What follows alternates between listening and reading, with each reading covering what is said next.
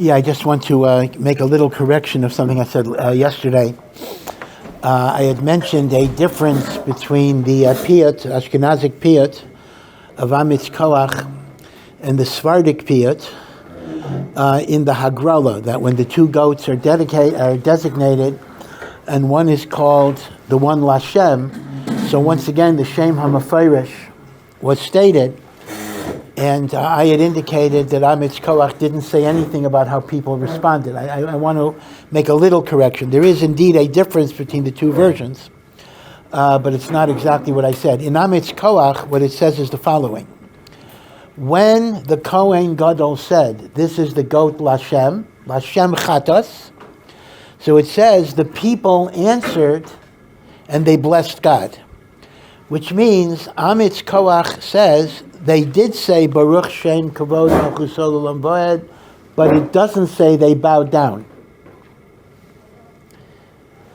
In Atar Konanta, it actually repeats the whole paragraph. HaKohanim v'Ya'am, when they heard the name of Hashem, they were Korim u'Mishtachavim, and they said Baruch Shem Kavod Malchus Olam Vaed. So the difference between the two versions is that Amitz Koach seems to say that when the Kohen Gadol said Lashem Chatas, they said Baruch Shem, but were not Mishtachaveh.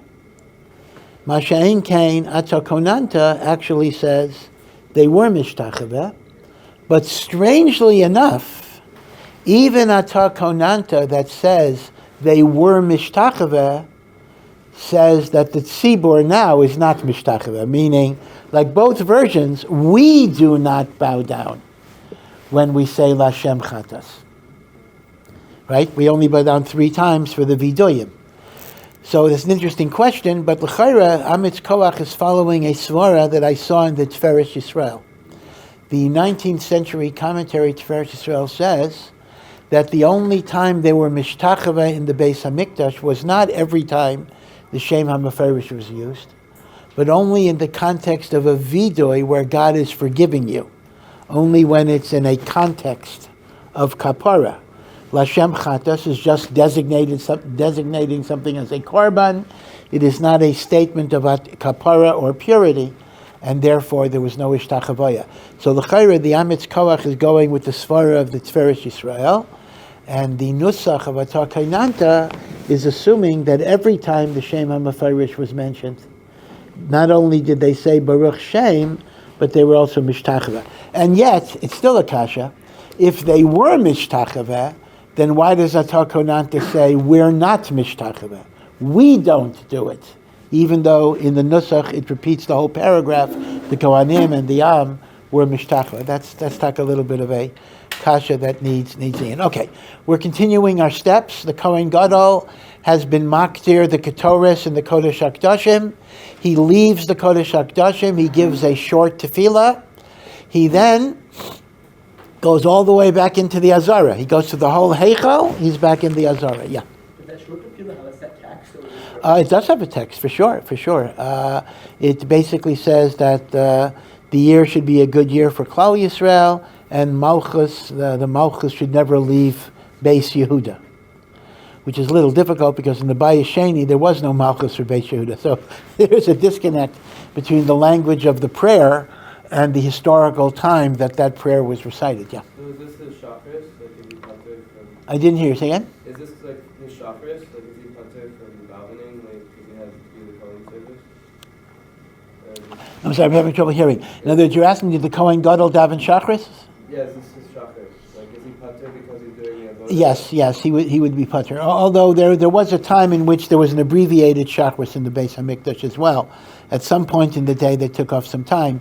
But Yom Kippur, it's not factored in, so it would be an osek b'mitzvah, pater min mitzvah. Yeah. Is that where we get, or can we learn out from there that Avodah is higher than tefillah? I don't think so, because this is a general principle that if you're osek in a mitzvah, you're pater. I mean, the truth is, if you were taking care of a sick person, and the sick person needed you for the whole zman of tefillah, you would be pater from davening. So it's not a question of which is a higher mitzvah. It's simply once you're involved in one mitzvah, you're pater from another mitzvah during that time. the general concept of some shitas say avodah is more important, like go out there, help, and the other shitas prayer to feel it yourself. Well, yeah, but you can't really compare. I mean, the word avodah here means avodah of the Beis Hamikdash. So, tefillah is obviously subordinate to avodah in the Beis Hamikdash because tefillah is a replacement for that avodah. When you're actually doing the avodah in the Beis Hamikdash, that's going to be higher than tefillah. Yeah. Yeah. So that's the one exception. It's very, very fascinating. We normally say osek b'mitzvah patur min mitzvah, but by Talmud Torah we say if it's a mitzvah that can only be done by you, you're mevatel Torah, because the whole purpose of Torah is to do the Torah. You can't say, for example, the Gemara says, if I'm taking care of a lost object, I found your cow and I'm taking care of it, and an ani knocks at the door and wants to ask me for tzedakah, I do not have to stop combing your cow in order to give the ani tzedakah, because I'm osek b'mitzvah patur min mitzvah. That's why the Gemara says a person who finds an Avodah has a din of a shomer sachar. He's watching the Avodah, but he's getting a benefit. What benefit is he getting? He's patur from tzedakah. He's saving money potentially. Now, what if I'm sitting and learning, and I'm learning Hilchos Tzedakah, let's say, and the ani knocks at the door, and I say, "Get out of here! I'm learning Hilchos Tzedakah." He says, "Can't say that, because in such a situation, the whole purpose of Torah is to do a mitzvah, so you can't say osek b'mitzvah, patur min mitzvah on Talmud Torah." So that's the one case where the learning of Torah is actually weaker than other mitzvahs. All other mitzvahs, I'm doing this mitzvah, I don't have to do another mitzvah. Talmud Torah, the only cheshbon is, could the mitzvah be done by somebody else? So if the mitzvah could be done by somebody else, then I don't stop learning. Right? I'm learning and somebody says, I don't have a car, can you take me to the airport? If there's somebody else that can do it, I should not stop learning for that. But if it's a mitzvah that requires me, then I stop my learning to do that mitzvah. Yeah. But with tefillah, like with Sephardic shuls, like besides Shimon Esther, but the other parts of tefillah, the Shliach Tzibur is the one saying it, and there she does that he's fulfilling. Can you say he's fulfilling your tefillah? You're hearing it, like he's doing korbanos, he's doing ashrei. So you're hearing it, so you study your Torah, and he's fulfilling it. Well, 1 second. If you're studying your Torah, you're not listening to him. I mean, you can't have it both ways. You can't say, "Oh, he's davening for me, so I'm learning." You're only yotze with his davening if you're listening to his davening. So you're not going. So you might as well daven. You're not going to gain in that particular situation. Yeah. Somebody else could do the mitzvah, but not in the context of the mitzvah. Not the what? Not in the context of the mitzvah. For example, like in the airport case, nobody else can drive it, but you can call a taxi. Like the person himself can call a taxi. Would that bother you? So that's the question. The question would be if he'd have to pay money, and with you he'd go for free. So that might be a higher level of chesed. So there it might depend on can the guy afford it? Is it a hardship for the person? Meaning, if it's a person who could afford a taxi, you can say, take a taxi. Why do I have to stop learning to give you a free ride? If, on the other hand, it's like your parent or whatever it would be, then there's a special reason of kibbud av that nobody else could do it. There's a special thing for you to do it. Okay. So now, so the Kohen Gadol was in the Kodesh HaKodashim once. He went out. He goes into the Azara. Remember, there's a bowl of blood that somebody was stirring. That's the bowl of blood of the par of the Kohen Gadol. He takes that bowl from the guy that's stirring it. He goes through the Azara back into the Heichal, back into the Kodesh HaKodashim a second time, and he dips his finger in the bowl, his right hand, dips the finger of his right hand, right index finger, into the bowl, and he is standing in front of the Aron HaKodesh in the Bayis Rishon, and in front of the Even Shasiah in the Bayis Sheni, and he sprinkles 8 times, meaning 8 dips, dip, sprinkle, dip, sprinkle, dip, sprinkle, There has to be a dip and a sprinkle 8 times. And the way it goes is, achas lamala, the first sprinkle is an upward motion, up, and 7 down, down, down, down. And that's when we count, right? This says, the Kohen counted, achas, achas v'achas, achas v'shtayim, achas v'shalosh, achas v'arba, achas v'chomesh, achas v'shesh, achas v'sheva. Because he had to keep a mental count. He would count out loud. The minhag of the congregations is to say all of this. We don't understand the reason for all of this, but the Maral says generally that the concept of 8 sprinklings, 8 is a number in Judaism that represents that which is above nature, because the cycle of nature is 6 days of creation followed by a Shabbos, and then it starts over and over and over again. So the world of Teva is 7. 8 is that which is Lamayla min HaTeva, above the natural order. And tshuva is above the natural order, because tshuva is not logical. Tshuva does not make sense. If I murder somebody, all the regret in the world is not going to bring him back alive. And we have to know that Averos are just as real as a physical event, more real. How is it shayach for there to be tikkun? How is there shayach for there to be correction? Tshuva is a miraculous gift that is lamayla min hateva, and it is signified by the number 8, just as bris milah is on the 8th day, because Hashem's relationship to Am Yisrael is supernatural and does not make sense as a matter of history. Basically, if you look at the rise and fall of civilizations, Greeks, Romans, Babylonians, Assyrians, whatever they would be, Sumerians, Hittites, there is no logical reason why there ought to be a Jewish people. We're not, we haven't seen that many extinctions of nations in recent years in the sense of a nation just totally disappearing. But in history, there are quite a lot of them. I mean, many, many nations are extinct. They're just not here anymore. Logically, we should have been one of them. The existence of the Jewish people is a miracle. It is signified by the bris of 8. Did you want to say? Yeah. I don't really understand what's like supernatural about, what was necessarily supernatural about Shua. Like if you steal something and you return it, then like it's fixed. Yeah. Well, the thing that's supernatural about Shuvah is that, number one, not all Averis can be repaired that way. I mean, you kill somebody, for example, whatever. But number two, when you do tshuva, you've also damaged your soul, and you've damaged your relationship. So, I mean, let's take an example even in human relationships. Let's say somebody abused you, and then they're really, really sorry, and they gave back the money they stole.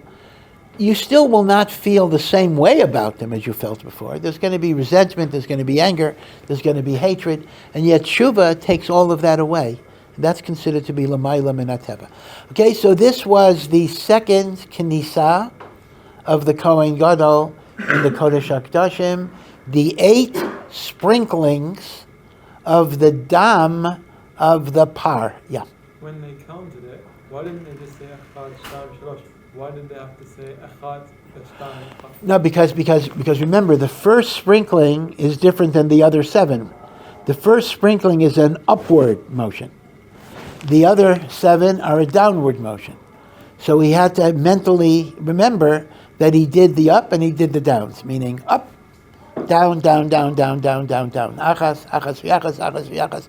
That way he remembered always, by having that formula, he remembered that he would do all of the steps. Okay, he now goes back, he leaves the Kodesh HaKadoshim, he goes through the Heichal, he's back in the courtyard. Next step, he takes the goat that was designated for Hashem. Hashem, not the scapegoat. He shechs the goat in the Azara. He takes a bowl. He's makabel the blood that spurts out of the arteries. Okay? He doesn't have to give it to anybody because he's going to go directly into the Kodesh HaKodashim. He now goes into the Kodesh HaKodashim a third time with a bowl of the goat blood. And he does the same 8 hazaot. Achas lamala, sheva lamata, and once again we count achas v'achas, achas ushtayim, etc. 8.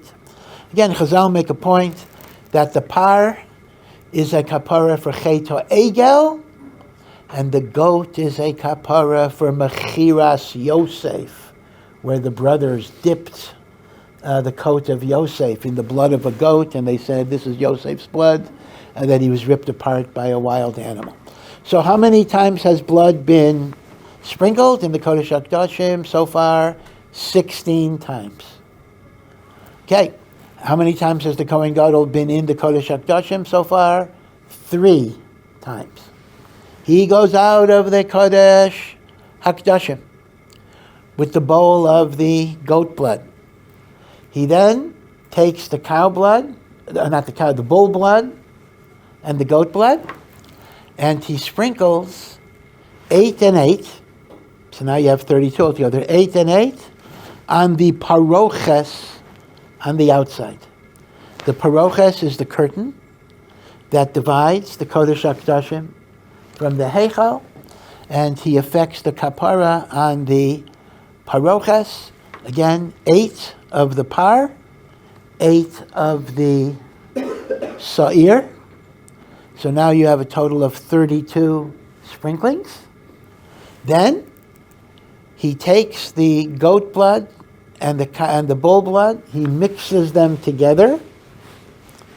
So now you have a bowl of mixed blood. He's in the Heichal. He goes to the golden altar of Ketores, and he applies the mixed blood with his finger to the 4 corners of that altar, and to 7 times on top of the altar. Again, I'm trying to get through all of this, so I can't go over every explanation, but just in terms of the cheshbon, how these are called hazaos, sprinklings. So how many sprinklings has the Kohen Gadol done? 8 of the par and 8 of the sa'ir in the Kodesh HaKodashim. 8 of the par and 8 of the sa'ir on the paroches outside of the Kodesh HaKodashim. So that's 32. And then of the mixed blood, 4 and 7, which is 11. 32 and 11 is 43.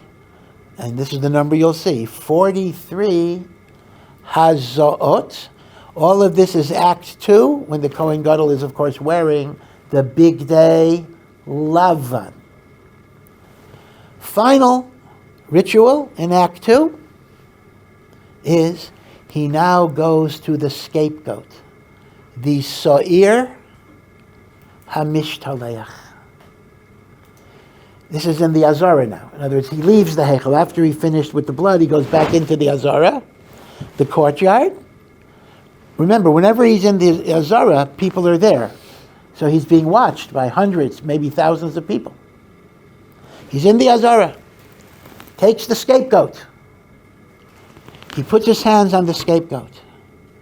And now he recites the third and final confession for all of the sins of Bnei Yisrael.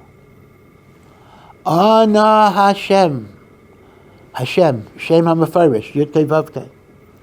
Chatu Avu Pashu Amcha Beis Yisrael. Your nation Israel has committed chait, unintentional. Avain, intentional sins done from taiva. Pashu, rebellious sins done out of spite. Ana Bashem, Shem HaMefarish. Through the midah of rachamim of the Shem HaMefarish, kaperna, forgive the chatoim, the avonos, the pshaim, shechatu, avu, pashu, is Amcha Yisrael. Right? So the first vidoy on the par is only for the Kohen Gadol and his wife. The second vidoy on the par is for the Kohanim. The third vidoy on the Sa'ir HaMishtaleach is for all of Klal Yisrael.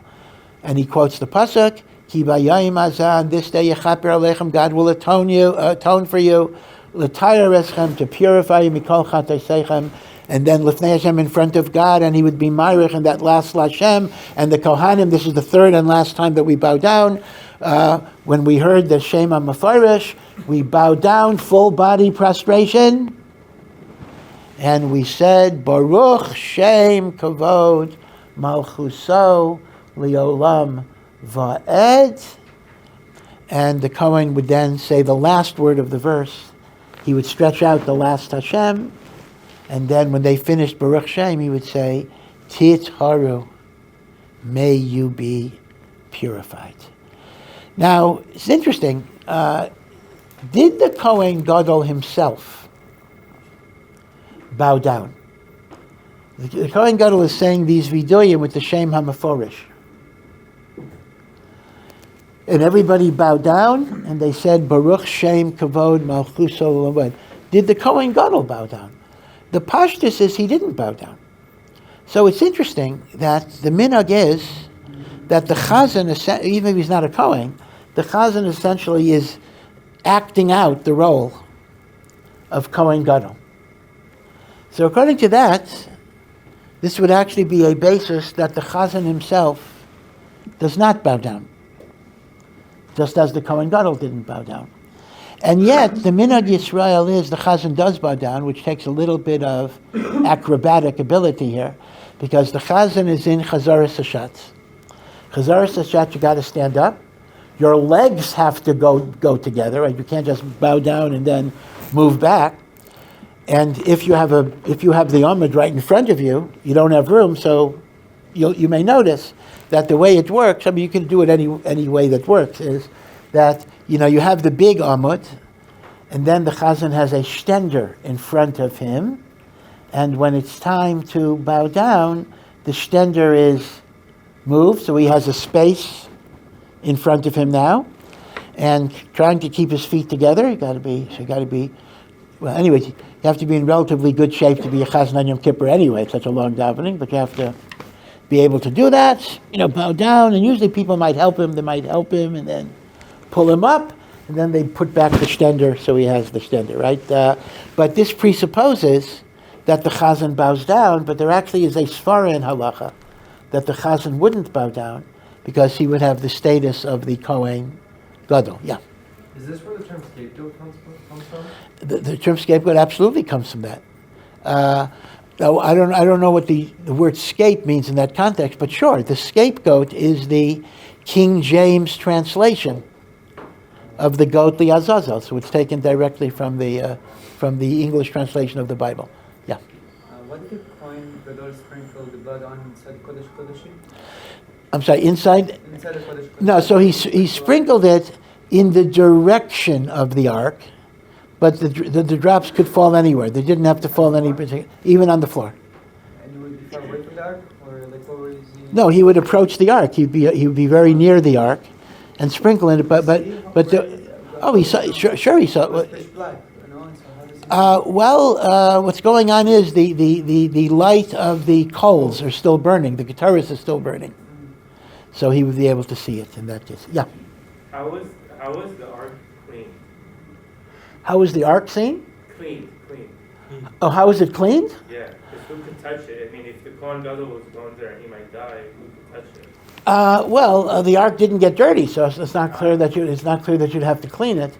But it does mention that if it had to be cleaned, so it mentions that they used to lower workers from the second story of the Beis Hamikdash in boxes through the Kodesh HaKodashim, and there would be like holes. They could put their hands into it, but they wouldn't look. Meaning, there were like limited ways you could do maintenance in the Kodesh HaKodashim. So they could touch the ark? So they could touch it. If it was necessary for covet of the ark, they would be allowed to touch it. I'm not aware of any situation like that.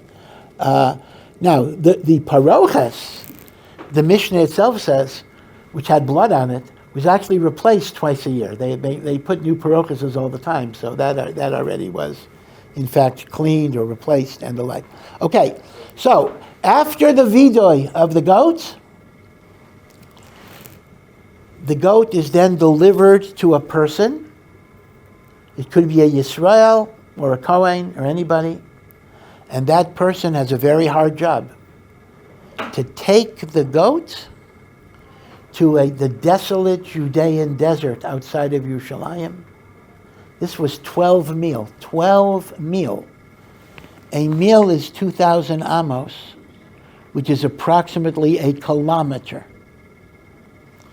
So 12 meal is 12 kilometers. That's around, I don't know, I'm not good at metrics, but that's around 10 miles. So this is a 10-mile walk.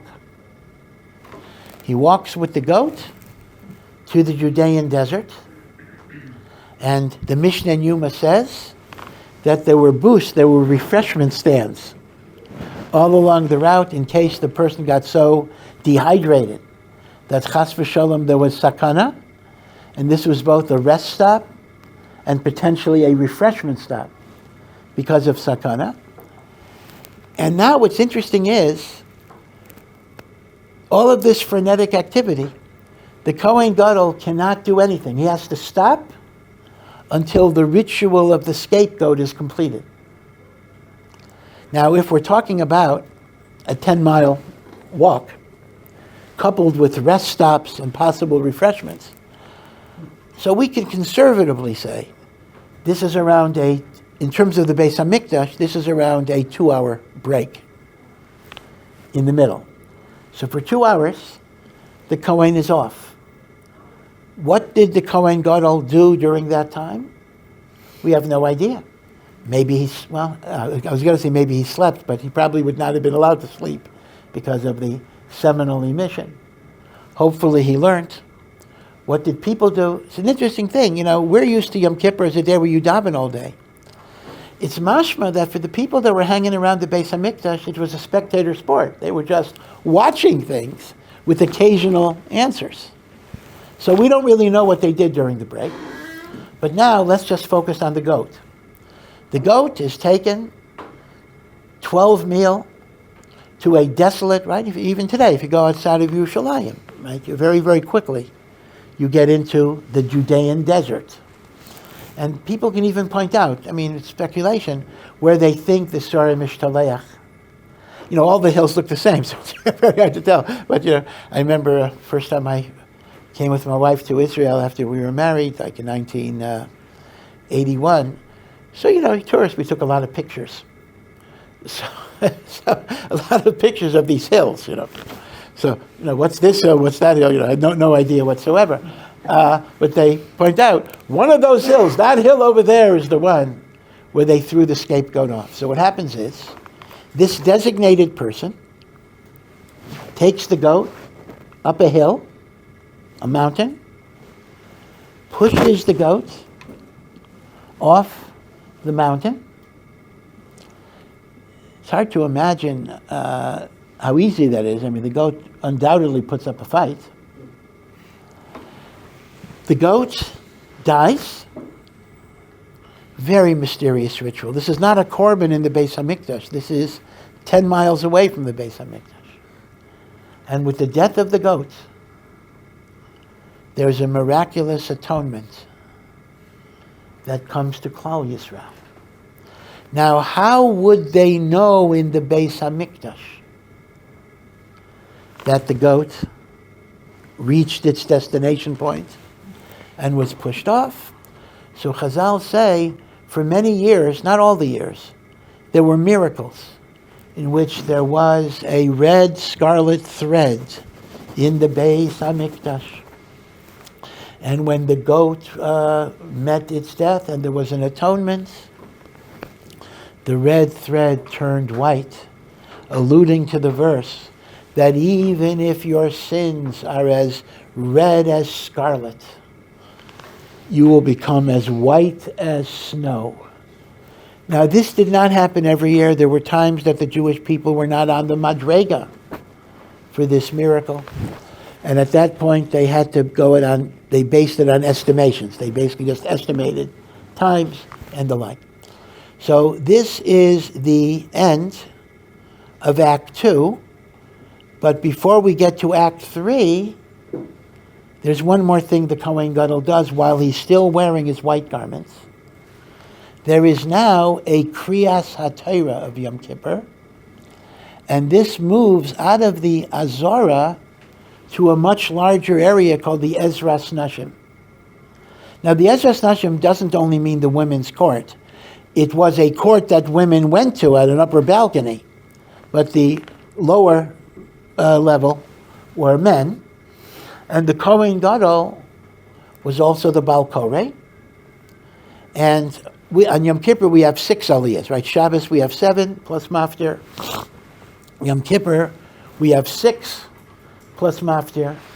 But on Yom Kippur in the Beis HaMikdash, only the Kohen Gadol had the aliyah, and he read the Torah.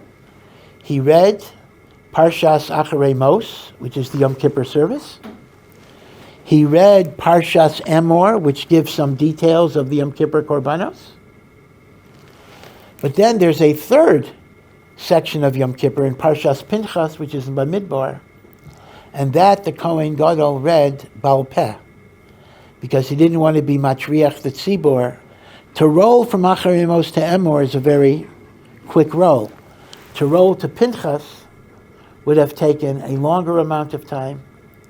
Because of Tircha de Tzibura, he just said, there is more that I read for you that is, I'm not reading from the Torah. He said it Baal Peh, etc.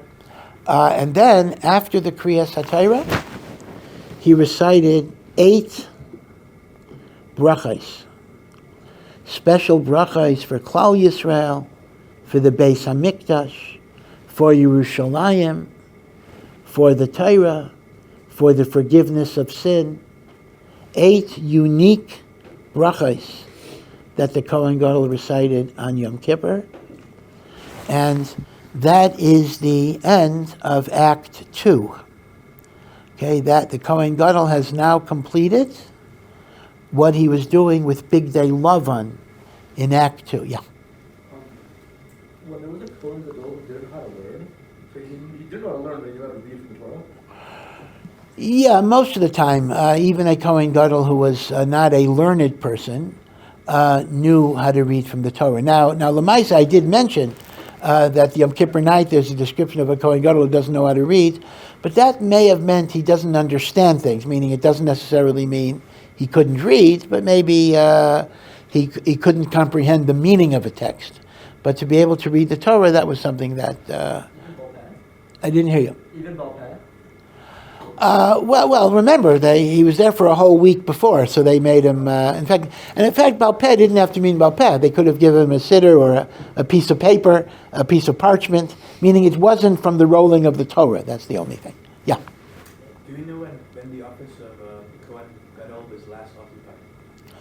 Well, it depends what you mean. If you're talking about the Kohen Gadol who officiated in the temple, it obviously lapsed in the year 70 when the temple was destroyed. Now, was there an office of Kohen Gadol after the Churban Beis HaMikdash? Probably not. So I would say the office of Kohen Gadol lapsed with the destruction of the second Beis HaMikdash. Yeah. The Scapegoat was a huge atonement. Why don't we do it today? I didn't hear you. Why don't we do the goat when we push it off the mountain today? Why don't we do the goat today? Because it's a huge atonement. Well, it is a great kapara, but once again, it is connected to part of the sacrificial ceremonies of the Beis HaMikdash. So the same reason we don't bring korbanos today, because you don't have a Beis HaMikdash, the Sorah HaMishtalech depends on the Beis HaMikdash. It's part of, even though it's not in the Beis HaMikdash, but it depends on the Avodah in the Beis HaMikdash. Yeah. What about the chicken parm? Okay, so that's totally unrelated. That's a very, very well. It is related. I'm not saying it's not related, but that's a much, much, much later custom. But it does resemble the notion of kind of transferring your sins, which only works with tshuva. It's not a magical, superstitious thing. Now, let me remind you that Rav Yosef Karo, the Shulchan Aruch, considered kaparos be an idolatrous custom that should not be followed at all. This is what Rav Yosef Karo says. Not to do it at all.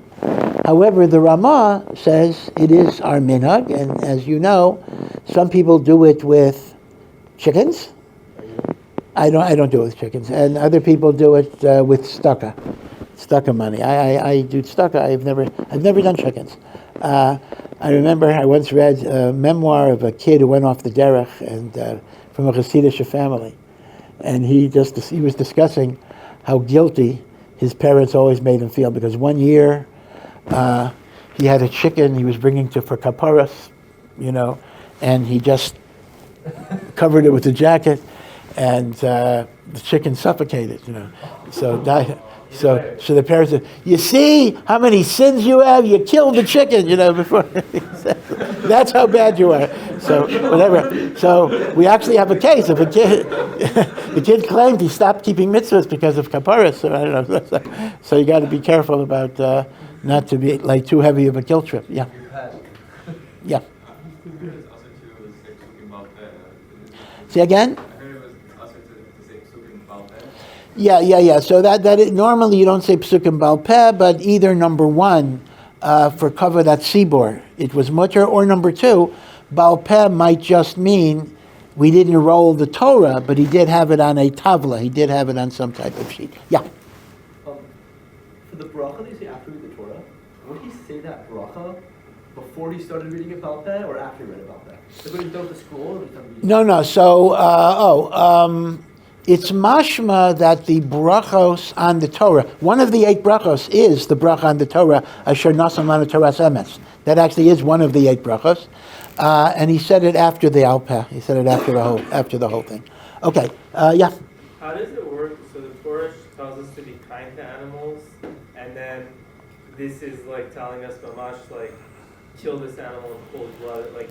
Well, again, the whole ritual is very, very, very, very difficult, and again, I wish I would be able to spend more time. Maybe even after Yom Kippur, I'll give a shir on it because it's so not understandable.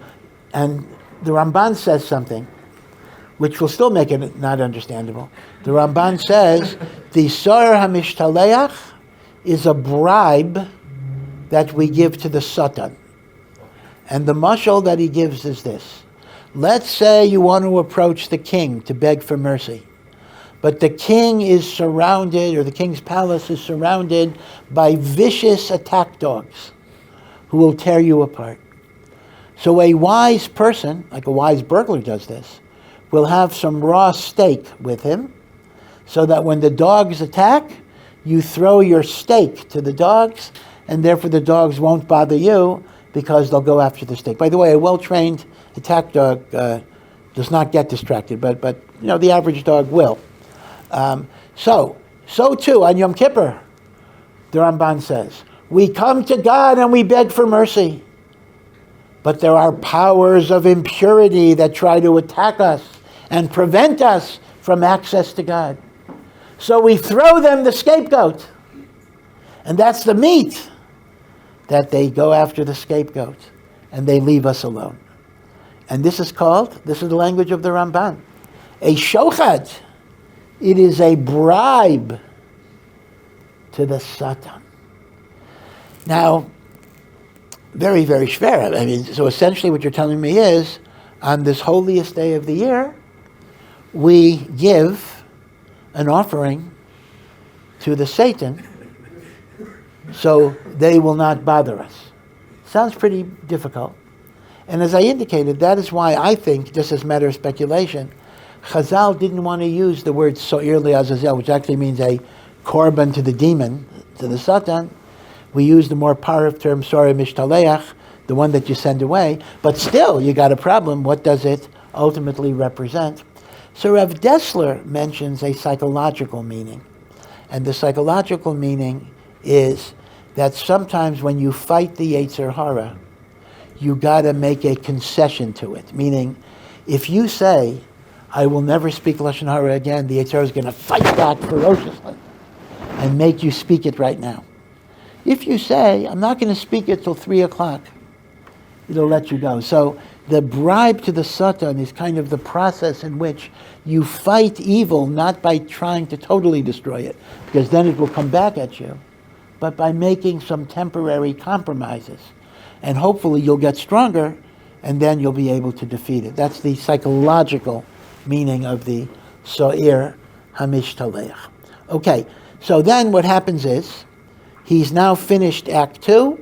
So what does he do? Mekadesh Yada V'Raglav, takes off his white garments, goes to the mikveh, puts on his gold garments, Mekadesh Yada V'Raglav, and now we're in Act 3. What is done in Act 3? So, for sure what is done in Act 3 is the following. We have this dead bull and dead goat. Now, the meat of the dead bull and the dead goat actually has to be burnt. Chutz lamachana. It's not burned in the Beis HaMikdash. And that is actually handled by other people. So that meat has to be burnt. But the emurim, the inner fats and internal organs, are burnt on the altar by the Kohen Gadol. So the Kohen Gadol must burn the emurim of the par and so'ir. In addition, there was a general goat, a third goat, which was a sin offering that's brought on the outer altar. And the Kohen Gadol does that. And that is a sin offering that is eaten by Kohanim, other than the part that's burnt, but they wouldn't eat it till Yom Kippur night. A korban chatas is normally eaten a day and a night. The Yom Kippur korban chatas can only be eaten that night. Right? So we have the emurim of the par and the so'ir. We have the so'ir chatas offering, which the meat will be eaten at night. And then we have a big machlokas between Atar Konanta and Amitz Koach, because in addition to all the Yom Kippur stuff, there are musafim in Parshas Pinchas of a bull and 7 lambs. According to Atar Konanta, they were brought in Act 1. According to Amitz Koach, they're brought in Act 3. And another machlokas, besides the musafim positioning, is that according to Atar Konanta, they brought the tamid of the afternoon in Act 3. Amitz Koach defers it to Act 5. Okay, so Act 3 is where there's a lot of machloksim, what was done. But the two things that were done for sure are the emurim of the par and the so'ir, and what is called the so'ir hanaseh lachutz. Okay, now just give me another 2 minutes.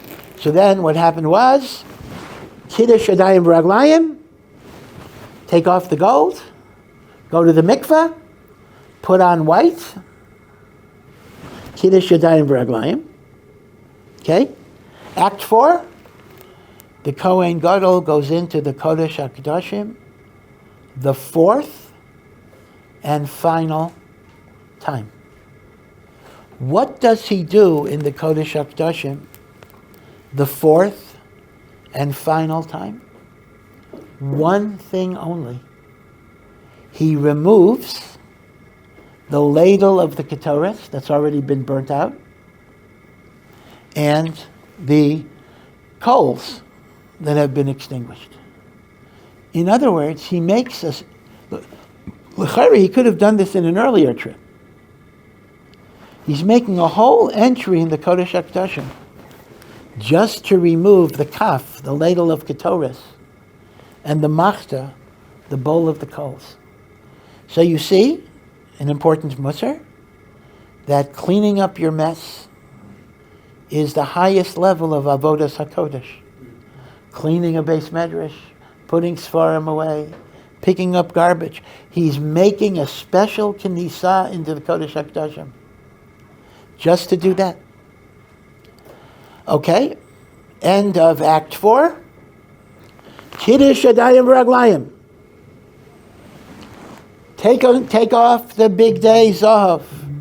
Go to the mikveh. Kiddush Yadayim, put on big day zahav.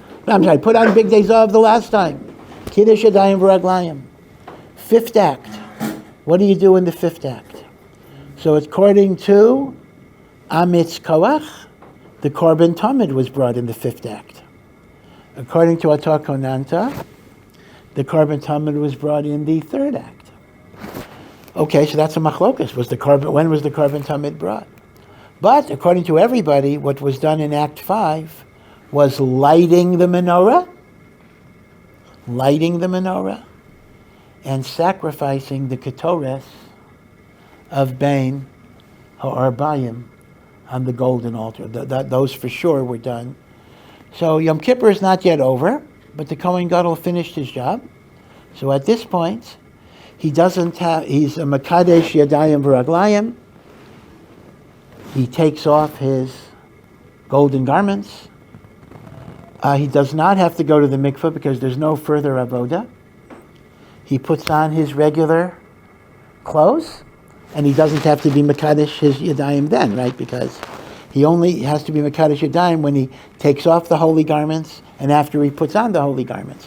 So the last one is only one, but altogether, if you've been counting, there were 10 Kiddushin altogether. And this is the Avodah of Yom Kippur, and Chazal mention, and we say it in the Seder Avodah, that there was a tremendous, tremendous Yom Tif, that the Kohen Gadol was zeicha to bring this kapara. After Yom Kippur, there were torchlight parades. Tens of thousands, hundreds of thousands of people would be malave the Kohen Gadol. But the Gemara gives us an amazing story that one time thousands of people were at the Kohen Gadol, who was not necessarily a Talmid Chacham. And from another direction came Shemaiah and Avtalyain, the heads of the Sanhedrin, the Rabbeim of Hillel and Shammai.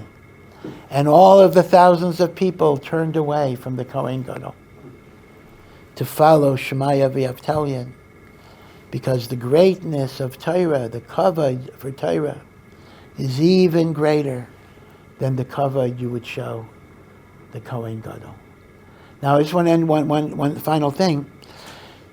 In both Amitz Koach and Atah Kainanta, there's a common description of the radiance of the Kohen Gadol's face when he left the Kodesh HaKodashim. Mareh Kohen. Apparently this is older than the particular poets who wrote this, because both poems have the identical wording. So the emes is that the Meforshim tell us this description of the radiant face of the Kohen Gadol was actually not a description of every Kohen Gadol. There were a lot of Kohanim Gedolim who were not so righteous. And even if they were merited to survive, they didn't have all of that radiance of the Shekhinah. It actually was a description of Shimon HaTzadik, who was one of the great early Kohanim Gedolim of the Bayis Sheni. Shimon HaTzadik was Shimon HaTzadik, extraordinarily great person. And he was the one that had all of those things. So poetically, we apply it as an ideal that the Kohen Gadol should have it. L'maisa, a lot of times the Kohen Gadol didn't have that particular Mara. So B'ez Hashem, hopefully when you look at the Seder Avodah, it'll have more meaning to you. And B'ez Hashem, may it be a practice for the Seder Avodah that we should have next year. Actually, even this year, theoretically, it's possible, but certainly next year for sure. And maybe be zeicha to the Binyan Beis HaMikdash and the kapara of all of the Avodah Sayem. Gemar Chasim B'Tayva. Thank you for listening to this Awesome Ech production. To find out more and to partner in our mission, please visit ohr.edu.